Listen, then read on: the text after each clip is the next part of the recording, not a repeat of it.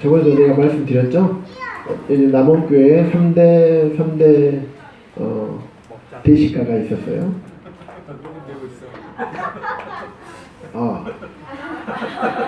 이미 다 알아요. 양모 형제님께서 1번이셨고, 그 뒤에 박모 형제님 한 분이 2등이었고, 그다음 제가 3등이었습니다. 그래서 참 남원에 있을 때 세 분 잘 먹었어요. 모든 잔반 처리는 세 분들이 다 하고. 네. 자, 오늘은 공교롭게도 선민국 형제님 말씀 전했던 주제하고 똑같아요. 제목이 똑같아요. 그리스도인은 누구인가? 똑같죠. 둘이 짠 건 아닌데 정말이에요. 정말 그리스도인은 누구인가라고 적어놨어요. 좀 내용은 약간 다를 수 있는데, 자, 주제를 생각하시면서 오늘 말씀을 함께 나눠보도록 하겠습니다. 자, 지금 이 시간, 시간을 한번 뒤로 돌려보겠습니다. 시간을 거꾸로 돌려서 예림자매가 하품하기 전으로 거꾸로 한번 돌려보겠습니다. 내가 구원받기 이전으로 한번 돌아가 볼까요? 경락님 구원 언제 받았죠? 고등학교 3학년?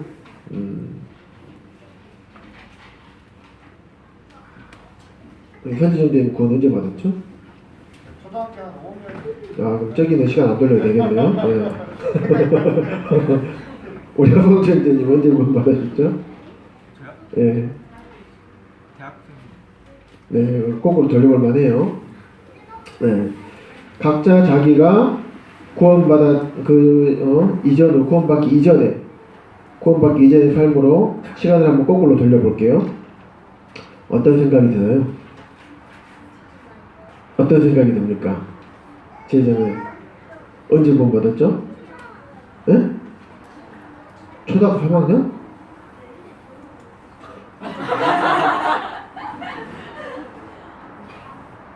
확실하요? 정말요? 그렇구나. 침례는 언제 받았어요?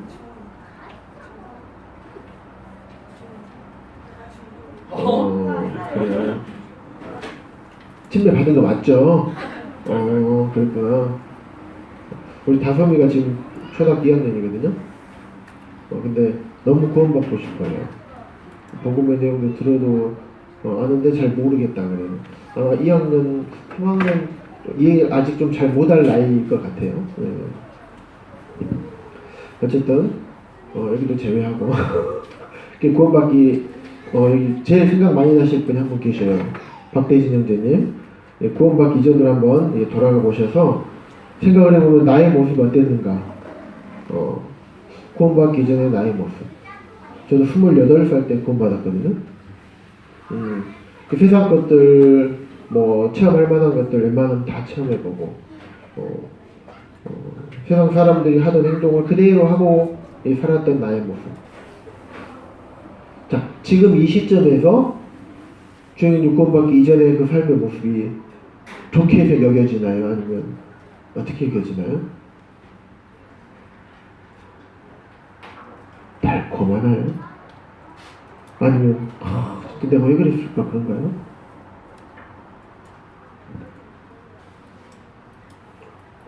대답 안 하셔도 됩니다. 혼자 각자 한번 생각을 한번 해보세요. 각자. 일반적으로 그리스도인이라고 한다면 그 모습을 상상하기도 좀 싫을 것 같아요. 왜냐하면 나는 이미 주님으로 인해서 깨끗해진 사람인데, 다 이미 죄가 용서된 사람인데 다시 그 죄의 시궁창 속으로 들어가고 싶은 사람은 없을 것 같아요. 내가 그때 시궁창에서 아주 그냥 죄의 시궁창에서 죄의 냄새를 풀풀 풍기면서 내가 살았구나. 생각만 해도 싫어. 예를 들면 군대 갔다 오신 분들은 경영대 유격 생각나요? 생각하고 싶나요? 별로 좋은 기억은 없죠. 저는 유격을 안 뛰어봐가지고 뭐 그런 건지 잘 모르겠는데 하는 거 보니까 많이 힘들어하는 것 같더라고요.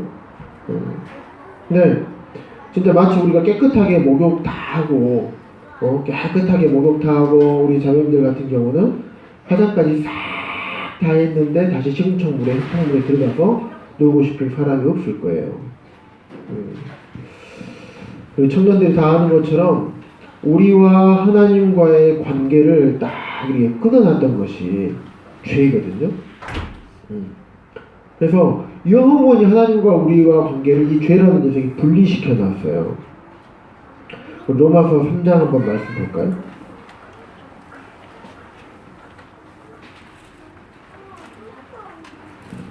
잘 아는 말씀이에요. 23절에 보면 그 말씀이 나와 있어요. 우리 죄 때문에 하나님의 영광에 그러니까 주님 앞으로 우리가 갈 수가 없어요. 죄 때문에. 근데 주님은 그런 분이 아니시잖아요. 갈 수 없는 부분을 그대로 내버려 두고 놔두실 분이 아니시죠. 그래서 어떻게 했습니까? 바로 그 뒤에 24절에 보면 그리스도 예수 안에 있는 성령으로 말미암아 예수 그리스도의 성령으로 말미암아 하나님의 은혜로 우리가 값없이 의롭다 하심을 얻은 자가 되었어요. 이 말씀처럼 우리 그리스도인이 된 우리 청년들은 이제 영원히 의롭게 되었어요. 그래서 하나님과 관계가 완전히 단절된 자에서 이제는 그 단절되게 만든 벽이 허물어졌어요. 우리 한소령님 아이를 자매님에게 좀 주시고 말씀에 좀 들었으면 좋겠네요. 그래서 마치 우리가 어떤 자가 되었냐면 죄를 한 번도 지어보지 못한 자가 된 거예요. 그런 자처럼 주님께서 여기시는 거예요. 우리가 그런 신분을 얻은 사람이 된 거예요. 마치 죄를 한 번도 지어보지 못한 사람. 우리 일행들은 죄를 한 번도 지어보지 못한 경험을 한 적이 있나요? 나도 없어요. 그래서 내가 이 말씀을 생각하면 우리 죄를 다 속량해 주셨고 값없이 완전히 의롭다 하셨는데 의롭다 하신 개념이 무엇일까 생각하면서 그전에까지는 그냥 단지 죄를 다 용서해 주시는 것, 처벌받을 죄가 없는 것처럼 여겨주시는 것, 아니 처벌받을 죄가 없는 것처럼이 아니라 처벌받을 죄가 없는 자로 여긴 것처럼 여기까지만 생각을 했는데 또 다른 한편으로 생각하다 보니까 내가 그냥 주님 보실 때 그냥 죄가 하나도 없는 아예 마치 처음부터 없었던 자로 보시는 것도 아닐까 뭐 이런 생각이 좀 들었습니다. 그래서 내가 어떤 자가 나를 어떤 자로 이렇게 만들어 놓으셨는지 그리고 청년들이 잘 아는 것처럼 오늘 말씀에도 전해졌는데 영원히 죄의 세력과 권세로부터 완전히 분리를 해놓으셨어요. 이미 십자가에서 다 죄의 지배력과 영향력을 이미 거기서 다 못을 박으셨습니다. 우리 사람 편에서 생각을 해보면 우리들이 생각할 때 죄라는 개념, 우리들이 죄에 대해서 해줄 수 있는 게 뭐냐면 사람과 사람 사이, 우리 서로 관계 속에서 서로 나에게 죄를 범하고 내가 다른 사람한테 죄를 범하고 잘못을 범했을 때는 우리가 할 수 있는 게 뭔가요? 용납해주고 또 용서해주고 내가 죄를 범했을 때는 용서를 구하고 죄를 지은 사람에 대해서는 그냥 관대하게 대해주고 용서해주는 거 그것밖에 할 수는 없어요. 하지만 이 죄 자체는 없애게 해줄 수가 없단 말이에요. 그런데 우리 주님께서는 이 죄 자체를 영원히 없애 주셨어요. 그래서 우리 여기 있는 청년들은 단 한 명이라도 하나의 죄라도 없는 그런 하나님의 자녀가 그런 신분이 된 것입니다. 그래서 우리 청년들을 바라보실 때 하나님께서는 의롭다, 죄가 없다 라고 바라보시는 것입니다. 왜냐면 그리스도 안에서 우리 청년들을 바라보시기 때문이에요. 우리 청년들 겉에 예수 그리스도가 예수의 십자가가 앞에 있기 때문에 예수 그리스도라는 그런 창을 통해서 청년들을 바라보시기 때문에 예수 그리스도라는 창을 통해서 청년들을 바라보면 죄인이 보일까요? 의인이 보일까요? 의인이 보이는 거예요. 우리 청년들은 그런 하나님께서 청년들을 바라보는 시점이 그런 시각이 의인의 시각으로 바라보고 있다는 것입니다. 에베소서 2장 볼까요?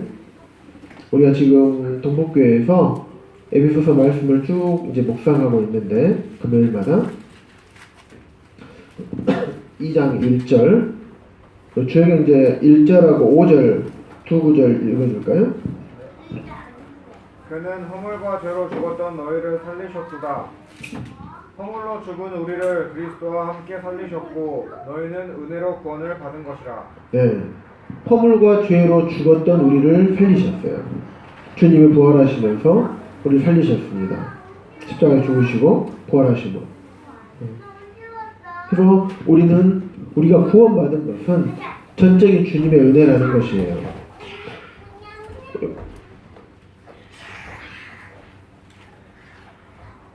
그리고 고린도후서 5장 17절 볼까요?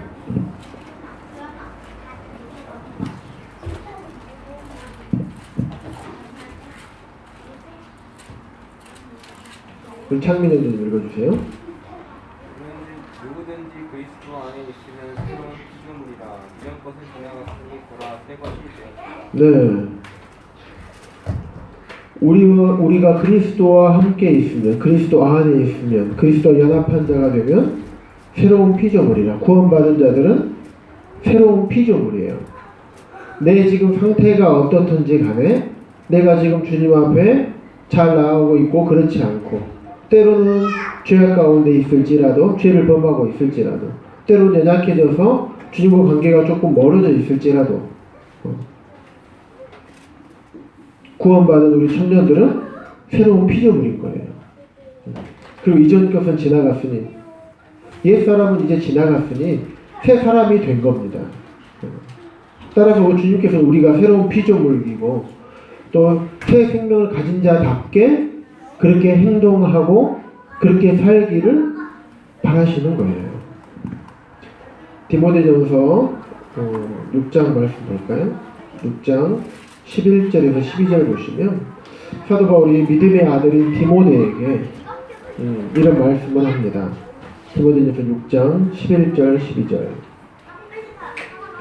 11절에 보면 오직 너 하나님의 사람아 오직 너 하나님의 사람아 믿음의 아들인 디모데에게 오직 너 하나님의 사람아 청년들도 마찬가지입니다.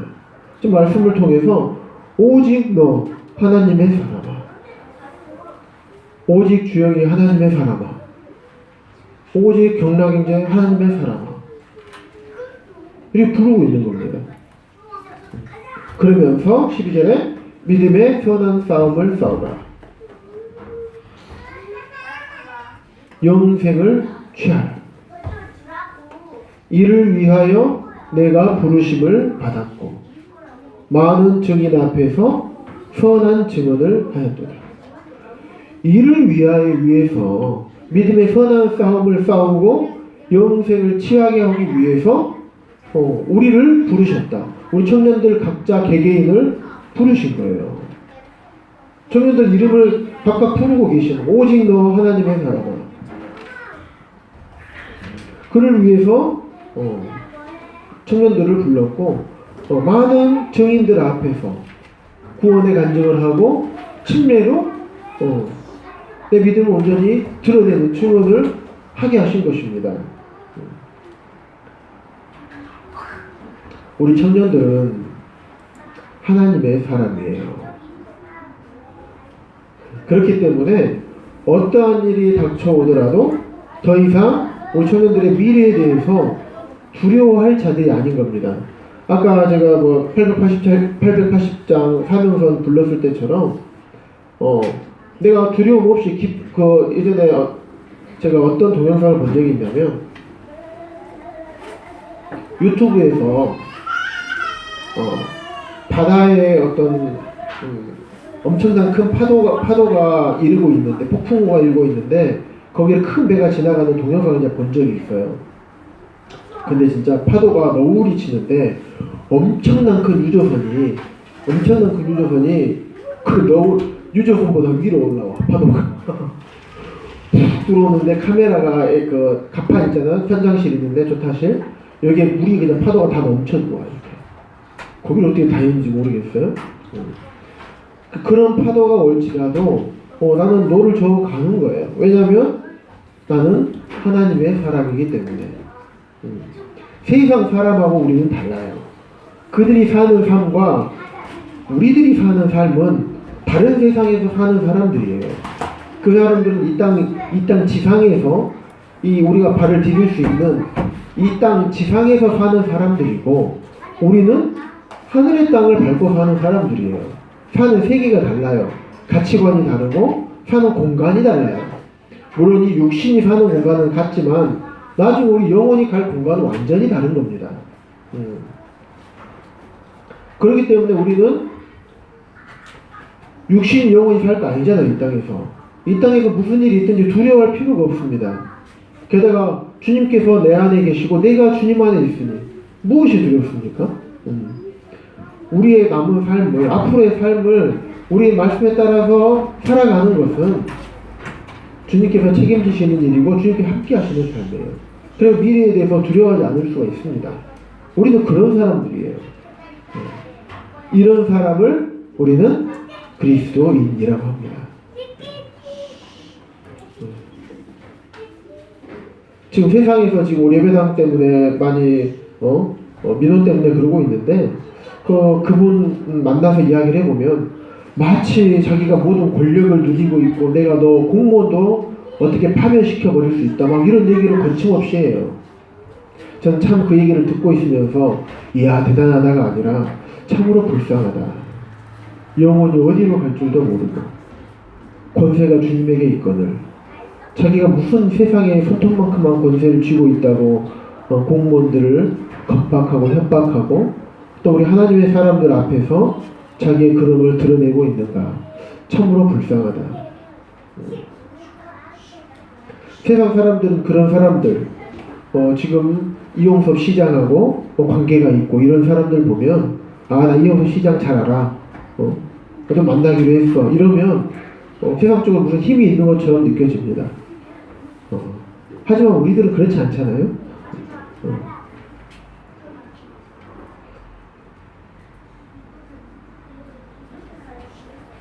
미래에 대해서 두려워하지 않는, 언제나 주님과 나와 함께하고 있는 이런 자가 우리 그리스도인이라는 것입니다. 그런데 이런 그리스도인의 합당한 삶을 살지 못한 경우들이 참 많습니다. 우리 지금 자신의 삶을 돌아보면 저도 마찬가지예요. 제 삶을 돌아보면 지금 사는 것도 마찬가지지만은 늘 말씀에 순종하면서 살고 싶으나 또 그게 안 될 때가 참 많아요. 주님 앞에 늘 죄송하고 주님 앞에 자복하고 또 다시금 돌이키고 이런 삶을 매일의 삶에서 반복을 합니다. 성경에도 그런 인물들이 많이 있었던 것 같습니다. 창세기 13장부터 19장에 보시면 아브라함의 조카 롯이 나와요. 롯. 잘 알죠. 자기 눈에 보이기 좋은 곳을 따라가 갔어요. 아브라함은 물론 갈 바를 알지 못하고 갔습니다만은 롯은 자기가 눈에 보기 좋은 아주 비옥하고 아주 자기의 가축들을 잘 키울 수 있고 또 거기 가면 내가 부해질 수 있는 조건과 여건이 있는 그런 땅을 찾아서 갔어요. 자기 눈에 보이는 좋은 데로 갔어요. 주님을 의지하거나 기도하거나 그러고 가지 않았습니다. 하나님의 인도하심을 받고 가지 않았습니다. 아브라함이 롯에게 먼저 선택하라고 선택권을 주었을 때 하나님 앞에 기도하거나 묻지 않았습니다. 그냥 눈에 보기 좋은 길로 그냥 따라갔어요. 그 결과 소돔 땅으로 가게 된 것이에요. 청년들이 잘 알죠? 소돔은 굉장히 문란한 곳이었습니다.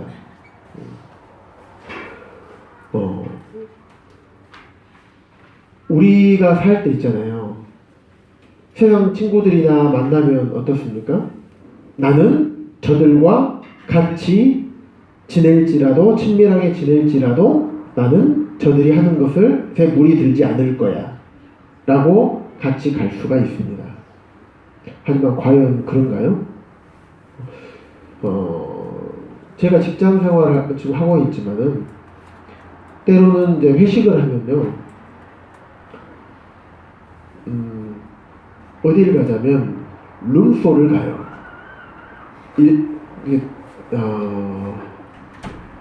자, 한 절반은 뭐지? 하고 있지만은 절반은 웃고 있어요. 그 말은 절반은 그게 뭔지 모르고 나머지 절반은 안다는 얘기예요. 근데 제가 주최하는 회식은 저녁 식사만 딱 하고 끝납니다. 그런데 우리 그 최고의 높은 이사장님께서 회식을 주관하면 제가 빠질 수가 없어요. 그래서 1차를 회식을 하고 거기서도 술을 먹고 우리 직원들이 이사장님께서 술 드시고 2차를 꼭 상모지고 어떤 이름은 제가 얘기를 안 하겠지만 거기를 꼭 예약을 하세요. 본인이 잘 아시는 분이어가지고. 그러면 좋든 싫든 앉아 있어야 돼요. 근데 세상 노래를 이제 듣게 되면요, 구원받기 전에 참 음악을 좋아했어요. 노래 부르는 것도 굉장히 좋아하고, 참 춤추는 건 싫어했습니다. 몸치여가지고. 그런데 이게 듣다 보면 옛날에 제가 구원받기 전에 좋아했던 그 노래들이 막 나와요. 그럼 읽기 싫은데 막 불편하다가도요, 1시간 있고 막 이러잖아요. 그러면 그런 노래가 나온다. 나도 모르게 이제 옛날 생각이 떠오르면서 옛날에 익숙했던 그런 마인드가 좀 막 마음이 생기고 머릿속으로 생각이 들어와요. 그러면 나갑니다. 밖으로 나가요. 아, 내가 조절이 안 되구나. 나가요. 딱 나가면 전화 와요. 5분도 안 있으면 전화가 와요. 이사장님한테서. 그 때로는 직원이 좀 찾으러 와요. 저 밑에 직원이 실장님, 이사장님 찾으십니다. 아, 술도 안 먹는 사람 왜 찾아? 노래도 안 하고 노래도 안 부르고 술도 안 먹는 사람 꼭 찾으러 와요. 세상 사람들은 우리를 그렇게 악으로 끌어들이려고 사단을 통해서 우리를 자꾸 유혹합니다. 어떻게 해서든지 죄를 범하도록 우리를 그렇게 유혹해 끌어당겨요. 아니, 제가 그러더라니까. 옛날에 막 노래 제목까지 제가 이야기를 안 하겠습니다만은 이런 서정적인 음악들, 남녀간의 사랑과 애달픈 그런 마음에 관련해서 하는 이런 가사들이 있고 그런 선율, 이런 것들 되게 좋아했어요. 그래서 그런 노래들을 들으면 옛날에 맞아 내가 그랬었지 하면서 옛날에 친구들과 어울려 돌아다녔던 것들 막 생각이 나고 막 그래요. 나조차도 이 부분을 처음에는 굉장히 싫었지만은 계속 그들과 있다 보면요, 진짜 이거 안 되겠다 싶어서 좀 나가요. 그냥 나갑니다. 이렇게 막 우리를 유혹합니다. 롯도 그랬던 것 같아요. 소돔이라는 그런 죄악된 그 땅에 있으면서 어땠을까요? 자기 경건함을 지킬 수 있었을까요?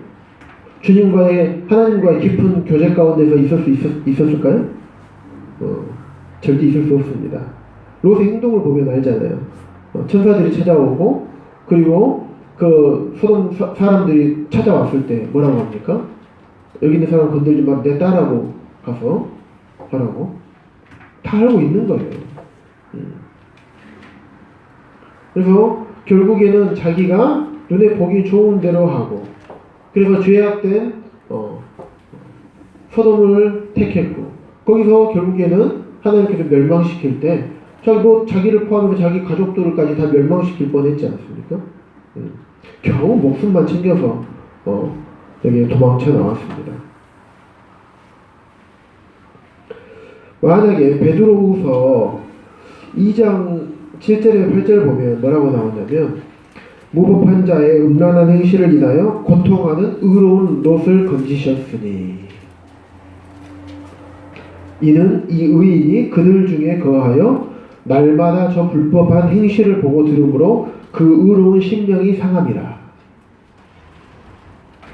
여기서 의로운 롯이라는 말이 없었으면요, 롯이 정말 구원받았을까? 이런 생각도 들 수도 있어요. 그 정도로 험난한 삶을 살았지 않았을까 싶더라고요. 보면 이는 이 의인이, 베드로후서 2장 7절에 8절 보면 이 의인 롯이 그들 중에 소돔의 사람들에게 그 죄인들하고 거하면서 날마다 저 불법한 행실을 보고 들으므로 그 의로운 심령이 상합니다. 그 의로운 심령이 상한 거예요. 상할 수밖에 없어요. 믿지 않는 자들하고 시간을 많이 보내고 그들과 함께 어울려 다니면요, 유혹이 올 수밖에 없고요, 우리 의로운 심령이 상하게 됩니다. 롯처럼.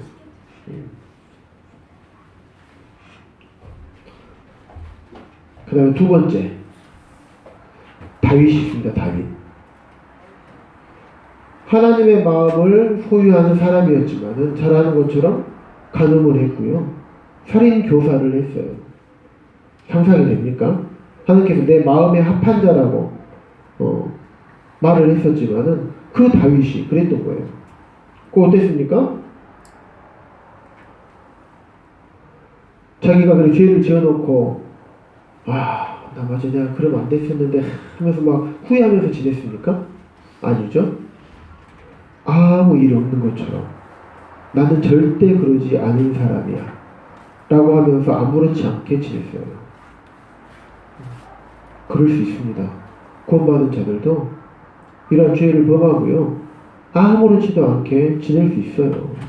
다윗도 그랬는데. 그러면서 나중에 시편 51편에 나단 선지자를 통해서 다윗의 잘못을 딱 지적하기 전까지 다윗은 그렇게 살았어요. 하지만 하나님께서 선지자를 통해서 죄를 지적했을 때 다윗의 태도는 어땠습니까? 자기 침상을 날마다 눈물로 젖게 했어요. 그러면서 뭐라고 하냐면 주의 구원의 즐거움을 내게 회복시키시고, 나를 구원하신 주님의 즐거움을, 그 즐거움을 회복시켜 주십시오. 구원은 잃지 않았지만 구원의 즐거움을 잃어버린 거예요. 죄를 범하면요, 죄악에 빠져 살면 구원의 즐거움이 없어져 버려요. 입에서 감사도 나오지 않고요, 주님을 위해서 살고 싶은 마음도 없어져요. 물론 그렇게 삶은 살 수 있다니까요. 다윗처럼 살 수는 있어요. 주일학교 하고 학생부 하고 청년부 하고 교회에서 어떤 섬김이랑 활동들은 얼마든지 할 수 있어요. 하지만 내 마음 가운데 정작 구원의 즐거움은 없어져 버려요. 바닥이요, 바닥. 그렇게 됩니다. 죄는 이런 거예요. 우리 안에 있는 구원의 즐거움을 다 뺏어가 버려요. 다 가져가 버려요. 그래서 하나님의 사람으로서 너 하나님의 사람아 하고 우리에게 말씀하고 계시지만은 하나님의 사람인 우리가 하나님의 사람의 능력을 행할 수 없는 자로 만들고 자로 되버려요. 어떻습니까? 기가 막힌 사단의 전략이죠. 사단의 전략이에요. 네 구원받은 거 어쩔 수 없다마는 하나님의 사람으로 능력을 못 발휘하게 할 거야. 마치요, 삼손이 들릴라에게 빠져가지고 유혹에 넘어가서 머리카락이 다 잘려가지고 어떻게 됩니까? 눈도 뽑히, 두 눈도 다 뽑히고 처참한 삼손이 돼버리죠. 맷돌이나 돌리고 있어요. 동물들이 돌려야 될 것들을. 머리카락 다 빠져가지고 힘이 하나도 없어요. 그 생각해보셨어요? 예전에 우리 아이들에게 그 책을 읽어주다 보니까 진짜 삼손이 진짜 비참해졌더라고요. 힘하면 그 어느 누구도 삼손을 건들 수가 없었어요. 힘하면. 그런데 그 삼손이 한 주먹감도 안 되는 그 사람들로부터 놀림을 당하고요, 아예 두 눈까지 다 뽑혀가지고 온몸이 만신창이가 돼서 사람들 앞에서 조롱을 당하고 그런 상황에 돼 있더라고요. 그리스도인인 우리 하나님의 사람인 우리가 죄에 빠지게 되면 그런 삼손의 모습이 되버려요. 그리스도인으로서의 동력을 잃어버립니다. 힘을 잃어버려요. 세 번째는 베드로예요. 말씀은 굳이 찾진 않겠습니다만. 어떻습니까? 마태복음 26장 쭉 저 뒤에 보면 베드로가 예수님을 3번 부인하는 장면이 나옵니다. 베드로의 상태가 괜찮았습니까? 베드로는 어떤 사람이었어요? 예수님이 잡혀가기 전에 제사장 그 종이 말고의 귀를 자를 때 어땠습니까?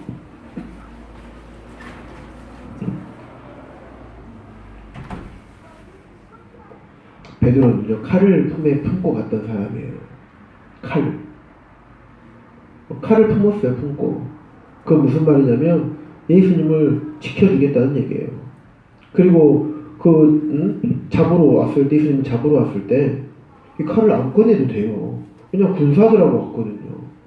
아니, 베드로가 무슨 자기 혼자 힘으로 그걸 다 막을 수 있어요? 그죠? 못 막겠죠. 그런데 칼을 빼들었다니까요? 이건 무슨 말이냐면 내가 우리 예수님을 내가 위해서라면 내가 죽어도 괜찮다. 이런 베드로였어요. 주님과 함께 있을 때. 그래서 담대하게 칼을 뽑아가지고 죽이려고 했다니까요. 근데 그거 말고 귀만 뺀 거거든요. 그런 베드로였어요.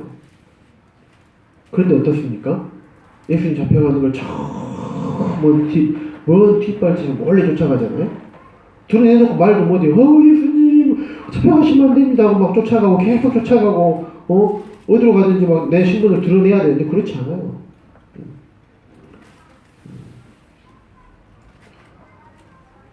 형편없는 가운데 있었던 예수님의 수제자의 모습이었어요.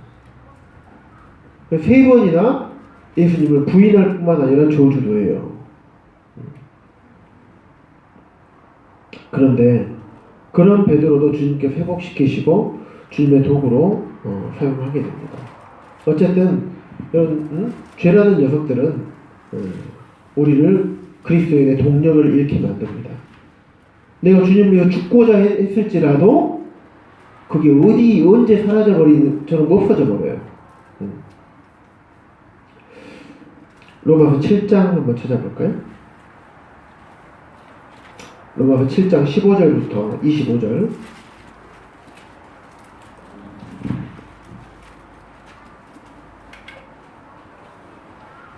전화경제 크게 좀 읽어주세요. 15절부터 25절입니다. 내가 행하는 것을 내가 알지 못하노니 곧 내가 원하는 것을 행하지 아니하고 도리어 위하는 것을 행함이다. 만일 내가 원하지 아니하는 그것을 행하면 내가 이로써 율법이 선한 것을 시인하노니 이제는 그것을 행하는 자가 내가 아니요 내 속에 거하는 죄니라. 내 속 곧 내 육신에 선한 것이 거하지 아니하는 줄 아노니 원함은 내게 있으나 선을 행하는 것은 없노라. 내가 원하는 바 선은 행하지 아니하고 도리어 원하지 아니하는 바 악을 행하는도다. 만일 내가 원하지 아니하는 그것을 하면 이를 행하는 자는 내가 아니요 내 속에 거하는 죄니라. 그러므로 내가 한 법을 깨달았노니 곧 선을 행하기 원하는 나에게 악이 함께 있는 것이로다. 내 속사람으로는 하나님의 법을 즐거워하되 내 지체 속에서 한 다른 법이 내 마음의 법과 싸워 내 지체 속에 있는 죄의 법으로 나를 사로잡는 것을 보는도다. 오라 나는 곤고한 사람이로다. 이 사망의 몸에서 누가 나를 건져내랴. 우리 주 예수 그리스도로 말미암아 하나님께 감사하리로다. 그런즉 내 자신이 마음으로는 하나님의 법을 육신으로는 죄의 법을 섬기노라. 네, 감사합니다. 22절에 보면요, 바울도요 어땠습니까? 하나님의 법을 즐거워했습니다. 우리 청년들 중에서 하나님 말씀을 즐거워하지 않는 사람이 있나요? 아무도 없을 겁니다. 말씀 들으면 맞아요, 그렇죠. 주님 말씀 맞습니다. 다 이렇게 생각을 해요. 하지만 어떻습니까? 사도 바울 이 심정이 어떤 심정이에요? 아주 통해하고 비참한 심정이잖아요.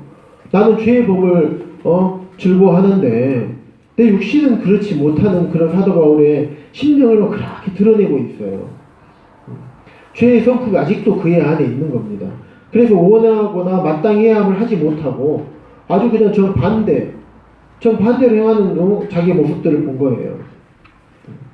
그래서 17절에 뭐라고 하냐면 그것을 행하는 자가 내가 아니요 내 속에 거하는 죄라. 바울도 괴로웠어요. 그래서 자신의 문제에 대한 해답을 제시해요. 그 해답은 예수님과의 친밀한 연합이에요. 친밀한 교제를 통해서 친밀한 연합을 이룰 수 있는 겁니다. 사귐이 있어야 친해지는 거예요. 자, 우리 박대진 형제님 옆에 자매님을 한번 쳐다보시죠. 자매님도 한번 와주세요. 집에 서로 잘 안 보시나 봐. 어색해 하셔. 봐, 이렇게 자주 안 보면 저렇게 돼요. 여보, 우리 자주 봐요. 부부간에요, 사랑하는 사람이라 할지라도 자주 이야기 안 하고 친밀하지 않으면요, 그냥 같이 사는 사람이에요. 돈 같이 벌어서 같이 쓰고요, 같이 잠 자고, 같이 밥 먹고, 같이 청소하고 사는 동거하는 사람. 친밀해야 돼, 부부간에. 근데 친밀하려면 결혼했기 때문에 막 친밀할 것 같죠? 꼭 그렇지만은 않아요. 자주 이야기하고, 자주 교제하고, 서로 사귐의 시간을 갖고, 그리고 그런 애틋한 마음을 서로 교환하고, 그래야지만 친밀해지는 거예요. 그랬을 때 더 좋은 예쁜 말이 나오고 예쁜 마음이 생기는 거예요.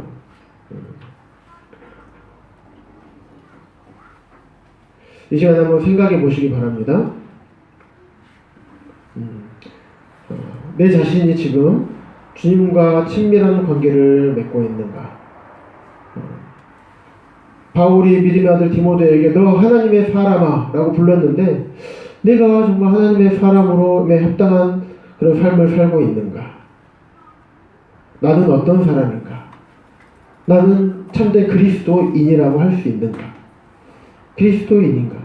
아니 혹시 구원은 받았지만 처음 구원 받았을 때는 정말 기쁨으로 받았지만 지금 내 삶이 구원의 기쁨을 잃어버린 그리스도인이 아닌가? 올 한 해를 제가 되돌아보면서 주님께서 제 삶을 참 세심하게 인도하셨구나 라는 것을 생각해 보았습니다. 많은 기도에 대해서 응답해 주셨고 또 제 삶 가운데 때때로 두 마음이 두 사람이 충돌할 때 주님께서 기뻐하시는 그런 삶을 살도록 인도해 주셨고 때로는 넘어졌으나 때로는 그 넘어짐보다 더 많이 인도해 주셨고 여러 가지 어려움과 환란이 왔을 때라도 주님께서 이겨내게 하시고 또 올해는 우리 청년들과 함께하게 하시고 또 우리 자녀들을 건강하고 안전하게 인도하시고 참으로 감당할 수 없는 자에게 부족한 자에게 장로 일을 맡기시고 그 일을 감당하게 하시고 지금도 너무나 부족하기 때문에 도와주시고 인도해 주시고 또 주님께 예배드리는 삶을 끊어지지 않고 계속적으로 이어오게 하셨고 또 구원의 기쁨을 잃지 않게 하시고 주님의 일을 하도록 인도하고 도와주시는 주님. 참 더 많이 있지만은 올 한 해도 저와 함께 하실 주님을 생각해 보면서 참 나를 구원하여 주실 뿐만 아니라 나의 삶을 편하게 인도해 오고 계시는 또 인도해 하셨고 인도해 오고 계셨고 또 앞으로도 인도하실 이 주님을 생각해 보면서 참 감사를 드리는 시간을 좀 가졌습니다. 우리 청년들도 동일하게 제가 받은 이런 동일한 주님의 은혜와 사랑과 인도하심과 또 우리 삶 가운데서 주님의 개입하심을 지금까지 올 한 해 지금까지 경험하고 살았을 것입니다. 또 그 구원의 기쁨을 얻은 자들이에요. 그리고 주님의 뜻 가운데 행동하고 살아갈 수 있도록 지금도 여러분 마음속에 계시는 성령님을 통해서 계속적으로 두드리고 말씀하고 계셔요. 구원받지 않는 사람들이 성령님께서 그 안에 계셔가지고 막 그렇게 하면 안 된다 막 이럽니까? 전혀 그렇지 않아요. 구원받은 자만이 누릴 수 있는 특권인 거예요. 다시 한번 디모데전서 6장 11절에서 12절 다시 보겠습니다.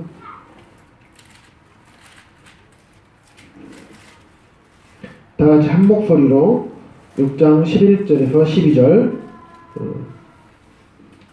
함께 읽겠습니다. 시작. 오직 너 하나님의 사람아, 이것들을 피하고 의와 경건과 믿음과 사랑과 인내와 온유를 따르며 믿음의 선한 싸움을 싸우라. 영생을 취하라. 이를 위하여 내가 부르심을 받았고 많은 증인 앞에서 선한 증언을 하였도다. 우리는요 하나님의 사람이에요. 하나님의 사람. 때로는 죄에 넘어질 때도 있고, 그리고 구원의 기쁨을 잃어버릴 때도 있습니다. 또 생각나지 않을 때도 있고, 그게 잘 느껴지지 않을 때도 있습니다. 실제로 그래요. 때로는요 죄를 범할 때는요 그냥 다 생각하지 말고 그냥 일단 내 육신이 좋아하는 것 죄를 범하고 그 다음에 생각하자, 이럴 때도 있어요. 그럴 때는 그냥 되는 대로 살자. 지금은 내가 상태가 아니야. 그냥 되는 대로 살자. 일단 살고 보는 거야. 이럴 때도 있습니다. 그러면서 자신을 죄에다 맡겨버리고 이럴 때도 있어요. 살다 보면. 하지만 앞서 말씀드렸던 것처럼 우리는요 주님께서 지금 우리가 그렇게 살아올 것도 알고 계시면서도 우리를 사랑하시고 우리의 은혜와 긍휼을 베풀어 주셔서 새로운 피조물로 우리를 만들어 주신 것입니다. 이미 깨끗하게 목욕한 사람들이에요. 죄가 묻으면요 죄를 그냥 털기만 하면 됩니다. 죄가 묻었다고 여기에 대해서 묻어버렸어, 낙심하고 낭망하고 그러지 마시고, 그럴 수 있습니다.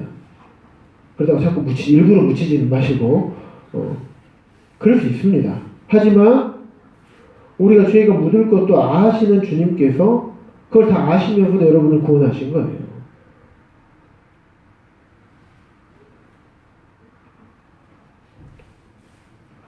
우리가요 잠시 죄의 낙을 참 누리고 싶지만 죄의 낙을 누려봤잖아요. 구원받은 이후에도 다들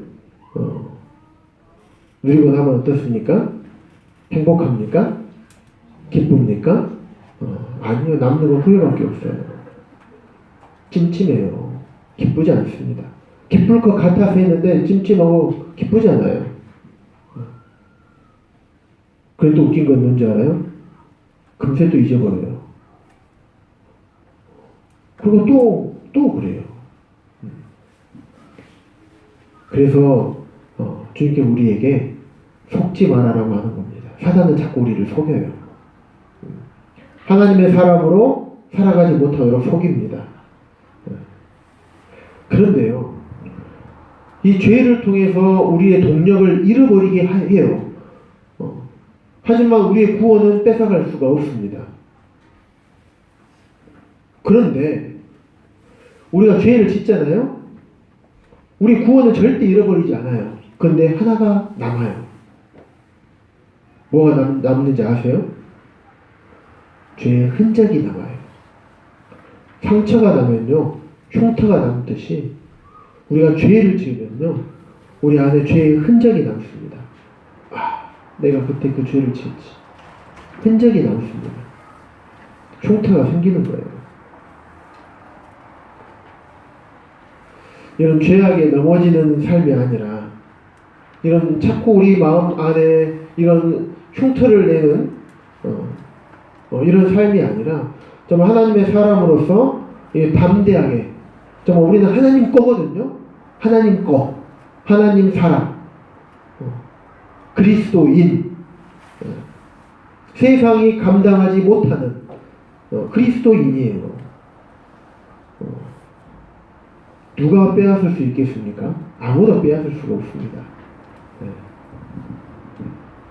이 변치 못한 사실에 항상 감사하며 사시기 바랍니다. 또 감사할 뿐만 아니라 우리 삶 가운데서 누리세요.